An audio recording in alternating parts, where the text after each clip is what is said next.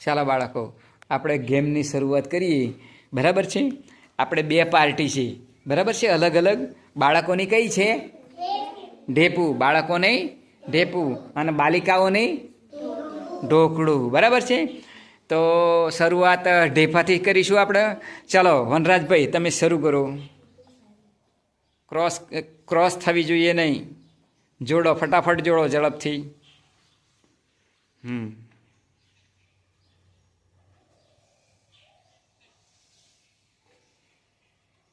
હમ